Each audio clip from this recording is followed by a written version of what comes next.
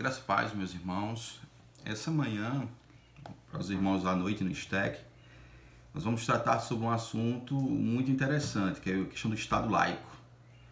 Certo? E para tanto, nós vamos inicialmente fazer uso de um texto bíblico, texto introdutório da nossa aula, depois vamos estar orando. O texto se encontra em Daniel, capítulo 1, apenas o verso 8. Diz o seguinte, a palavra de Deus. Daniel resolveu não se contaminar com as iguarias do rei, nem com o vinho que ele bebia. Por isso, pediu ao chefe dos eunucos que lhe permitisse não se contaminar. E Deus concedeu a Daniel misericórdia e compreensão da parte do chefe dos eunucos. Verso 9. Amém? Que Deus, pois, nos abençoe e que Ele traga ao nosso coração o desejo, como trouxe ao coração de Daniel, de não nos contaminarmos com esse mundo, de não nos contaminarmos com as questões referentes, relativas a esse mundo. É interessante que, fazendo uma ponte com a nossa matéria, né, o direito religioso, o direito cívico, Daniel aqui ele conversa, ele encontra com o chefe dos eunucos e ele antes já tinha proposto em seu coração não se contaminar com as iguarias, aliás, as iguarias que eram alimentos, mas que tem uma representatividade de tudo aquilo que não condiz com a vontade de Deus, com tudo aquilo que tira a pureza. E o texto mais adiante fala que Daniel se alimentava com legumes e bebia água. Então, meus irmãos, que Deus ele encontre graça em nós, de tal maneira que nós não venhamos a nos contaminar com as iguarias do rei, do reino, com as benesses, os benefícios que queiram nos passar, as autoridades desse mundo, né? Que não venhamos nos corromper, que não venhamos simplesmente ser participantes daquilo que é espúrio. Todavia nós, enquanto igreja, temos sim, enquanto seres humanos, temos sim o nosso direito cívico, temos sim que demonstrarmos compaixão para com o nosso próximo, temos sim que nos envolvermos com a boa política, temos sim que ter entre nós representantes do Estado, bons juízes, bons promotores, bons delegados, bons advogados, homens sérios, pessoas sérias. Como eu falei introdutoriamente, nós vamos tratar vou me referir à noite, embora que seja amanhã, essa noite, sobre o Estado laico colaborativo brasileiro, que é o tema de nossa aula. O Estado é laico, eu não. Interessante que nós já vemos tratando aqui de alguns temas, tivemos 2 aulas presenciais. A primeira aula foi sobre direito religioso, canônico e eclesiástico. A segunda aula nós tratamos sobre liberdade religiosa, liberdade de crença e de culto. E a nossa terceira aula ela tem esse tema, né? O Estado laico colaborativo brasileiro. O Estado é laico, eu não. Interessante que quando nós falamos de Estado laico, o Estado que em tese ou costumeiramente é colocado como separado da igreja, separado da religião. Mas é interessante que nós vamos ver no decorrer dessa aula que não é bem assim. O Estado é laico, sim. Em que sentido o Estado é laico? É interessante que nós dizemos, não, o Estado é laico, mas nós vamos num fórum, tem um crucifixo. Nós dizemos, o Estado é laico. Nós vamos nas escolas e ensina-se religião. Inclusive está em nossa Constituição que o Estado poderá ensinar o direito religioso a nível de fundamental. Aliás, o direito religioso não, religião. Pois bem, o que seria, pois, o Estado laico ou o Estado secular? Temos aqui um conceito que eu quero passar para vocês que diz o seguinte, tem também no nosso esboço. O Estado secular ou laico é um conceito do secularismo entre o poder do Estado, oficialmente imparcial em relação às questões religiosas, não apoiando nem se opondo a nenhuma religião. Interessante que nós vamos tratar futuramente a questão do Estado laico, lá na frente, o Estado laico francês, ele se opõe, ele é opositor à religião. Ele é oposição aos preceitos religiosos. Diferente do nosso Estado laico aqui do Brasil. Certo? Nosso Estado aqui não, ele é colaborativo. Ele entende que as religiões existem, ele entende que as religiões estão vou colocar aqui um termo entre aspas, estão à parte do Estado, estão ao lado do Estado, mas que essas religiões elas têm que serem apoiadas, elas têm que serem respeitadas. Então o Estado ele tem simplesmente que respeitar, inclusive está elencado no artigo 5º de nossa Constituição Federal, a liberdade de crença, a liberdade de culto e a liberdade religiosa. Então você, com essas liberdades, você pode escolher a que religião você quer pertencer, você pode escolher a que culto quer participar e você pode escolher que crença você quer ter.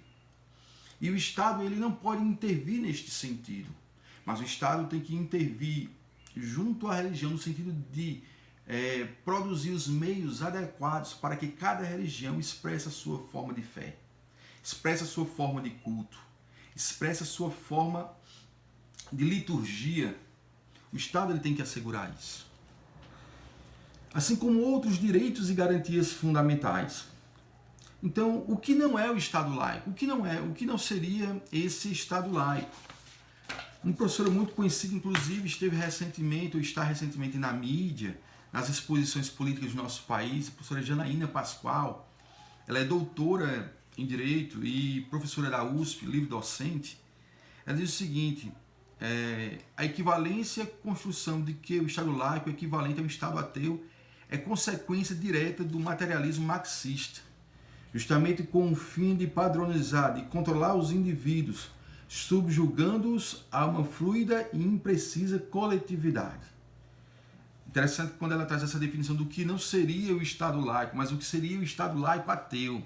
Ela coloca aqui uma visão de Estado laico que é pregada e vivida por comunidades ou por países simplesmente materialistas, de cultura marxista, países que vêm simplesmente colocar o ateísmo em pé de igualdade com a laicidade do Estado.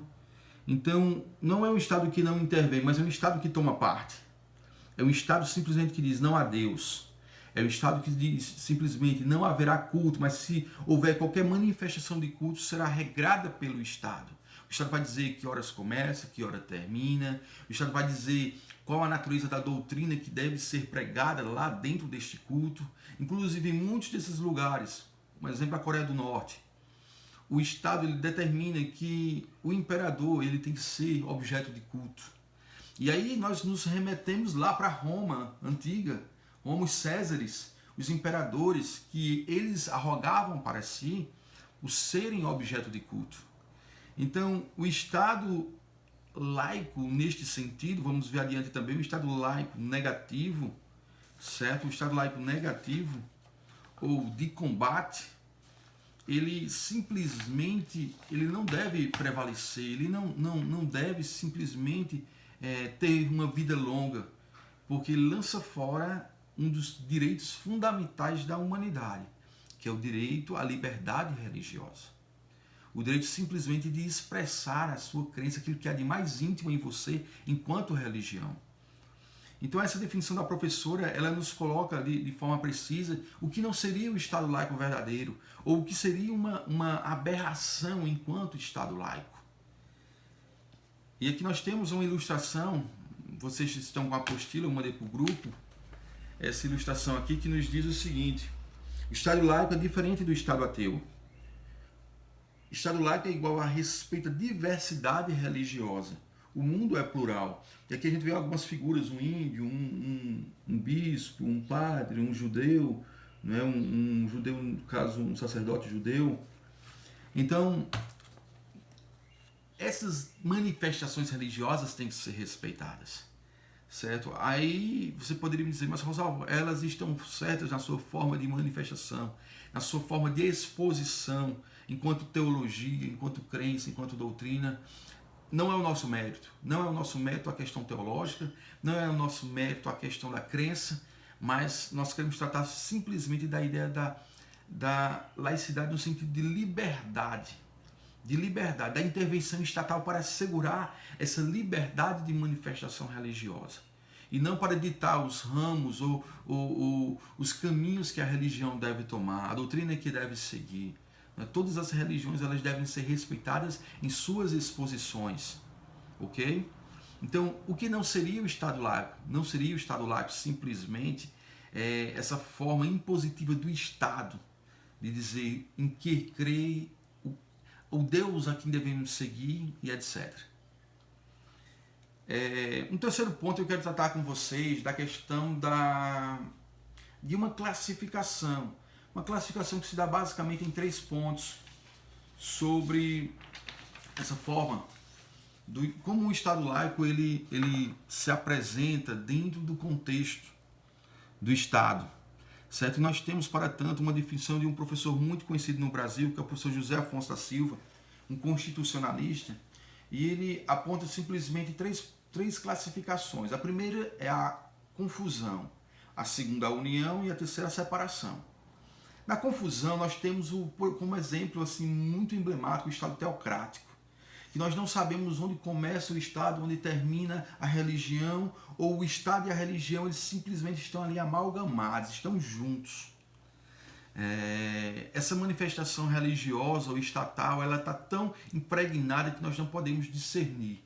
É o Estado religioso. E nós temos como exemplo o Vaticano, nós temos como exemplo essas religiões teocráticas ou teocêntricas, né? Os estados teocêntricos, os estados muçulmanos em sua maioria. É uma das formas de manifestação desse Estado, certo? A ideia da confusão, onde o Estado ele simplesmente se confunde com a religião. O segundo ponto que nós falamos é a questão da união. E na união não há uma confusão, está bem definido, o Estado é o Estado, a religião é a religião, mas o Estado vem na religião e diz, olha, faça tal coisa. A religião vai ao Estado e diz, eu lhe aconselho a seguir Estado de tal forma. O Estado vem à religião e diz, olha, nós que vamos pagar o seu soldo, o seu salário. O Estado vem à religião e diz, não, o culto ele vai ser institucionalizado. Lembremos, pois, da história, quando o cristianismo passou a ser a religião oficial da sede do Império Romano. O Brasil já teve uma religião oficial. O catolicismo foi a nossa religião oficial. Hoje não é mais. Hoje nós temos um Estado laico colaborativo, onde o catolicismo ele tem o seu lugar e deve ser respeitado enquanto religião. O espiritismo tem o seu lugar e deve ser respeitado enquanto religião. O protestantismo tem o seu lugar e deve ser respeitado enquanto religiões e religião. As religiões de matriz afro-brasileira, afrodescendentes, os afrodescendentes, eles têm também a sua forma de manifestação religiosa e nessa manifestação eles têm que ser respeitados também enquanto religião. Todavia, nenhum tipo de manifestação religiosa pode ir de encontro a preceitos fundamentais da nossa Constituição, como, por exemplo, o direito à vida, como, por exemplo, o direito à liberdade. Uma religião não pode pegar um número X de membros e dizer vocês vão ficar aqui em quarentena, obrigados a permanecerem. Tem muito usado atualmente, em quarentena, vocês são obrigados. Por que não pode? Porque o direito à liberdade é um direito fundamental do indivíduo. O indivíduo ele tem que ter esse direito assegurado, certo? Então, o segundo ponto é a união. E um exemplo muito claro disso aí é a igreja anglicana na Inglaterra. O anglicanismo, que derivou de lá, mas que existe no mundo, ele tem essa conexão direta, essa não confusão, mas a união com o Estado, certo? E o terceiro ponto, e não menos importante, que é o nosso exemplo, é a separação.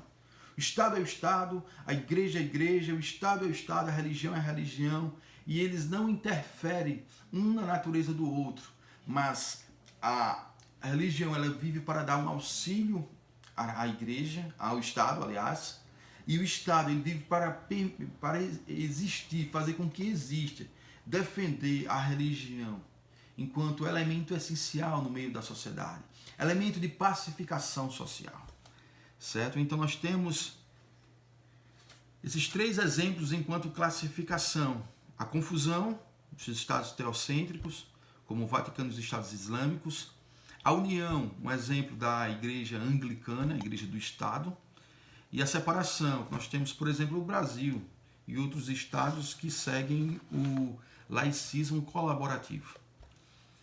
Ainda em nossa aula, no ponto número 4, nós vamos tratar do laicismo de combate ao negativo.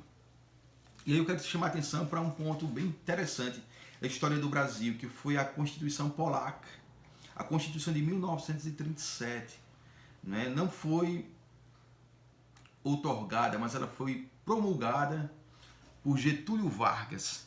E ela era de cunho, não vou dizer nazista, nazifascista, mas de cunho fascista. Nós tínhamos como exemplo a Constituição italiana. E foi isso que Getúlio fez aqui. E vinham algumas ressalvas enquanto a forma de liberdade religiosa da igreja da época. Então nós temos esse exemplo aqui em solo nacional. É interessante quando nós falamos de laicidade combativa ou negativa, nos vem à mente muitos países lá do extremo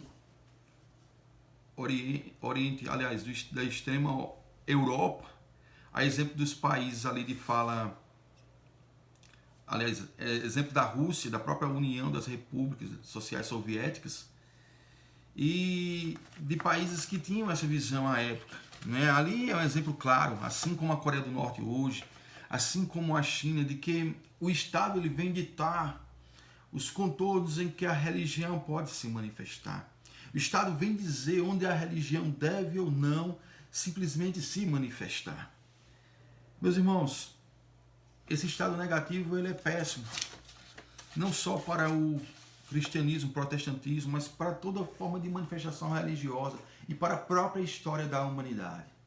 Porque a ideia, o senso religioso, a ideia de buscar a divindade, ela é inata ao ser humano. Ele precisa, ele deseja, ele anseia por isso. E por vezes a igreja ela tem estado nesses lugares de forma escondida. Por vezes cristãos que professam sua fé são perseguidos, são mortos, são aprisionados, vivem nos cárceres durante longos anos de sua vida e muitos já morreram. Então, não é interessante essa forma de manifestação de laicidade, a forma negativa, a forma combativa que arroga para si o ateísmo como forma de religião. Deus não existe. Então nós, enquanto seres humanos, nós, enquanto seres que temos o senso de religião, entendendo que Deus não existe, mas nós vamos naturalmente colocar um Deus no lugar do nosso Deus.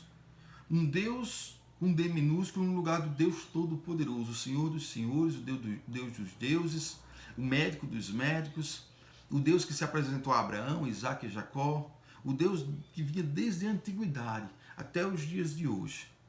Então nós não podemos permitir com que o Estado ele arrogue para si essa autoridade. E aí eu trago como manifestação também desse estado combativo ou negativo o comunismo. O comunismo que muitas vezes, inclusive no nosso Estado brasileiro, tem se expressado como a esquerda, ou como aqueles que são contrários a tudo aquilo que vai de encontro à sua ideologia. E o comunismo que traz em seu bojo ali o marxismo, né? O marxismo enquanto pano de fundo, enquanto ideologia, que dita as regras para com que o Estado venha se manifestar, que dita as regras do mercado, que dita as regras de toda forma de viver da sociedade. E por vezes ela é bem aceita porque traz uma forma libertina de viver. Traz uma forma em que a moral, a ética, principalmente a moral ou ética judaico-cristã, ela é relegada ao segundo, ao terceiro plano e simplesmente para eles não deveria existir. Então, é um estorvo para o Estado combatente, o Estado negativo, a ideia do cristianismo, a ideia da igreja em si. Nós falamos então e demos como exemplo a Coreia do Norte, a própria China, a Rússia, entre as traços marcantes muito fortes disso, do controle estatal. E eu queria já caminhar para o fim da nossa aula, falar um pouco sobre o Estado colaborativo, ou Estado laico colaborativo. E eu falei disso no introito, na nossa introdução, que esse Estado colaborativo, ele existe ali para assegurar com que a religião exista, certo? Ele existe ali e ele traz um conjunto de questões muito interessantes. Nós tomamos como base nossas aulas o livro Direito Religioso, né, que está em nossa bibliografia. E eu queria ler aqui para nós comentarmos um pouco sobre 4 vedações que o Estado não pode ter. E isso dentro do nosso contexto. São vedações que estão presentes em nossa Constituição Federal. São vedações ou proibições que estão presentes em nossa legislação. O artigo 19, inciso 1 da Constituição Federal diz o seguinte, que é proibido ou vedado ao Estado estabelecer cultos religiosos ou igreja. Ao Estado é proibido, certo? Então não há uma religião ou uma igreja estatal no Brasil. B. Subversionar cultos religiosos ou igreja. Vimos recentemente, já agora nesse contexto de pandemia do coronavírus, que um fiscal entrou numa igreja e subverteu um culto ali. Ele estava simplesmente indo de encontro a um preceito constitucional de que o Estado ele não pode entrar na igreja e simplesmente proibir a manifestação religiosa ou a manifestação de culto. C. Embaraçar o funcionamento dos cultos religiosos ou igreja. Também se enquadra perfeitamente nesse caso de que o cidadão lá, o fiscal, um representante do Estado, ele adentrou a igreja e disse que por hora era proibida a manifestação religiosa, embora mesmo naquela manifestação religiosa, aqueles irmãos ou aquelas pessoas que estavam ali cultuando a Deus ou ao seu Deus, elas simplesmente estavam num pequeno número, elas simplesmente estavam em respeito àquilo, aos decretos dos governadores, tendo cuidado para atender aquilo que eles propunham em seus decretos. Uma pequena quantidade de pessoas simplesmente gravando um culto, e mesmo assim ainda houve essa questão de um agente estatal entrar ali e simplesmente manifestar o desejo de que se parasse aquela reunião, porque era uma desobediência expressa a um decreto estatal. E o quarto aqui é manter com os cultos religiosos, igrejas, os seus representantes, relações de dependência e aliança. Ou seja, o Estado ele não pode manter com igrejas ou cultos religiosos uma relação de dependência ou de aliança. E por vezes nós vimos isso aqui sendo desobedecido, inclusive por muitos líderes religiosos que fazem alianças com agentes do Estado, né, no contexto político partidário, no contexto de eleições, e isso em todas as esferas, municipais, estaduais, federais. Então não deve haver esse tipo de relação. Então, meus queridos, já caminhando para o fim, nós temos aqui que esse estado colaborativo ele deve prevalecer em nossa sociedade. Nós devemos pedir, rogar a Deus que esse estado ele permaneça, mas nós temos que entender que, embora nós tenhamos um estado muito bom, onde podemos expressar livremente nossa manifestação religiosa, temos que entender que haverá um dia, ou haverão dias difíceis, haverão dias de perseguição, porque mesmo dentro desse contexto, a Bíblia nos é clara, nos apontar que haverão perseguições, que haverão discórdia, e que nós não somos bem aceitos pelo fato de pregarmos o genuíno evangelho, pregarmos a religião cristã. Então o estado colaborativo ele caminha junto com a igreja. Mas nós não sabemos, nós não podemos assim definir uma data, dizer até quando, ou mesmo esse estado colaborativo, por vezes ele tem decisões, estamos vendo isso agora, nesses decretos aí de prefeitos, de governadores, que vão de encontro à própria Constituição, em prol de uma situação X ou Y, e aqui eu não quero trazer simplesmente a questão central da discussão, certo? Ou se eles estão certos, se eles estão errados. Não, a questão não é essa. A questão é até onde o Estado pode ir. E o que a igreja deve fazer se tiver os seus preceitos, a sua natureza, a sua estrutura, sua forma de manifestação violada. Então, meu muito obrigado, que Deus, pois, Ele nos abençoe. Eu peço escusas, primeiro vídeo sempre é bem complicado, mas a gente vai melhorando e vamos orar, meus irmãos. Vamos orar pela nossa pátria, orar pelo nosso presidente, pelos ministros, orar pelos nossos governantes, os governadores, os deputados federais, estaduais, senadores, orar pelo governo local, os prefeitos e vereadores, e orar pela igreja do Senhor, orar pelos ministros, pastores, presbíteros, diáconos, orarmos por todas aquelas autoridades que foram e são constituídas por Deus, para que tenhamos uma vida de paz, para que possamos seguir até a volta de Cristo, para que possamos esperá-lo, né? E também, gozando dessa liberdade que nós gozamos, nós possamos simplesmente ministrar, proclamar o Santo Evangelho, para que vidas possam ter esse encontro com o Senhor.